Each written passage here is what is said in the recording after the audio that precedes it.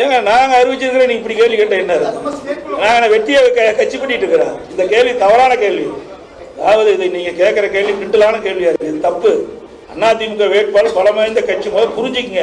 அடுத்த தரக்கு வரும்போது நீங்க கேள்வி கேட்க மாட்டீங்க. ஏன்னா அதிமுக வலிமை நீங்க புரிஞ்சுக்கணும். ஏன்னா திமுக என்ன செஞ்சிருக்கு நாட்டு மக்களுக்கு சொல்லுங்க பார்க்கலாம். எதையுமே செய்யலையே. 520 அறிவிப்புகள் சட்டமன்றத்தில் கொடுத்தாங்க, நாடாளுமன்றத்தில் கொடுத்தாங்க. என்ன செஞ்சிருக்கிறாங்க? மக்களை ஏமாற்றி வாக்குகளை பெற்று வெற்றி பெற்றா குடும்பம் அதிகாரத்துக்கு வரணும், ஆட்சியில இருக்க வேணும். அதுதான் அவருடைய நிலைப்பாடு. அதிமுக அப்படி அல்ல. எங்களுக்கு ஆட்சி அதிகாரம் முக்கியம் இல்லை. ஓட்டு போட்ட எங்களை தேர்ந்தெடுத்த மக்களுடைய குறைகளை தீர்க்குவது எங்களுடைய நிலைப்பாடு. அப்படி இருந்தா நாங்க பாரதிய ஜனதாவுடைய ஆட்சியில் இருந்திருப்போமே. நாங்க இல்லையே, மக்களை தானே பாக்குறோம். அவர்கள் கூட்டணி வலியுமா போய் பேசி பேசி 15 நாளா பேசிட்டு இருக்கிற கூட்டணி. என்னைக்கு ஆரம்பிச்சா கூட்டணி? இன்னும் காங்கிரஸ் அறிவிக்க முடியல. ஒரே நாள்ல நேற்றைய தினம் கூட்டணி பேச்சுவார்த்தை ஆரம்பிச்சோம், கையெழுத்து போட்டோம். நேற்றைய தினமே அறிவிப்பு வெளியிட்டோம். இதுதான் அதிமுக வலிமையான கட்சிங்க. அதிமுகவை பலவீனமா நீங்க இடம் போட வேண்டாம்.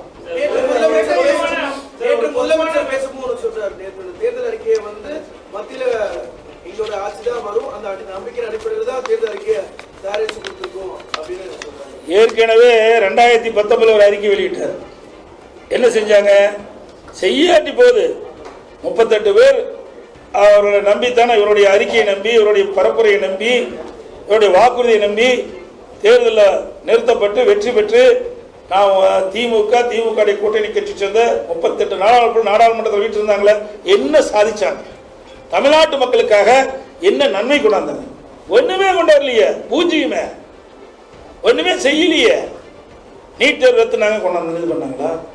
ஏதோ மேகதாதான கட்டிட்டே இருக்குன்னு சொல்றாங்க. அதுக்காவது ஏதாவது தீர்வு காணத்துக்கு நடவடிக்கை எடுத்தாங்க. முல்லை பெரியார் அணை அது அப்படியே நாங்க கொண்டு வந்த திட்டத்தை கூட முழுமையாக நிறைவேற்றலையே.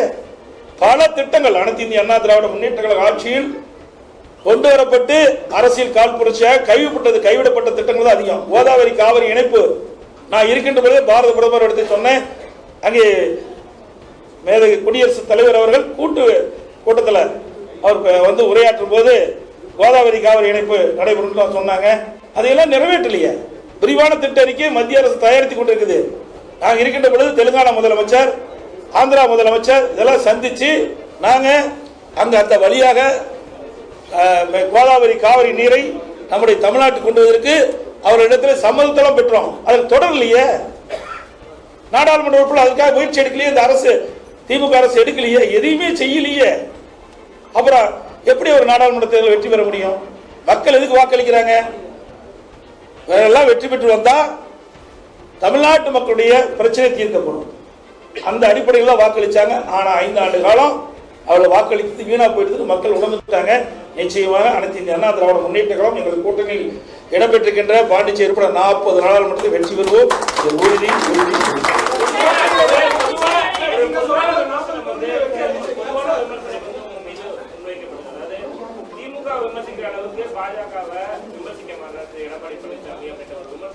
அதாவதுங்க நல்லா புரிஞ்சுக்கணும்.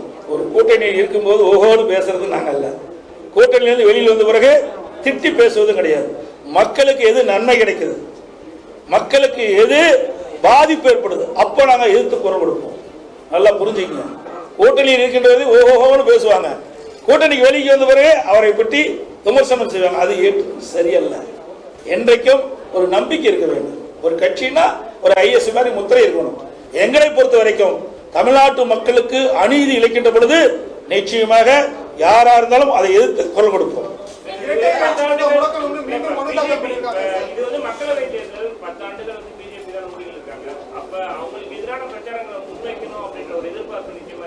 இருக்கும் இல்ல இல்ல பொறுங்க. இப்பதானே காலம் ஆரம்பிச்சிருக்குது. பாருங்க, போக போக சிறப்பா இருக்கும். நீ என்றதெல்லாம் நடக்கும், கவலைப்படாதீங்க. ஏன் வருத்தப்படுறீங்க? இன்னும் காலம் இருக்குது. இப்பதானே வேட்பாளர் அறிவிச்சிருக்கிறோம். ஆகவே அனைத்து இந்திய அண்ணா திராவிட முன்னேற்ற கழகத்தை பொறுத்த வரைக்கும் தமிழ்நாட்டுக்கு பயனளிக்கக்கூடிய திட்டத்தை வரவேற்போம். தமிழ்நாடு மக்களுக்கு அநீதி அளிக்கின்ற பொழுது அதை எதிர்ப்போம். இதுதான் எங்கள் நிலைப்பாடு. நன்றி, வணக்கம்.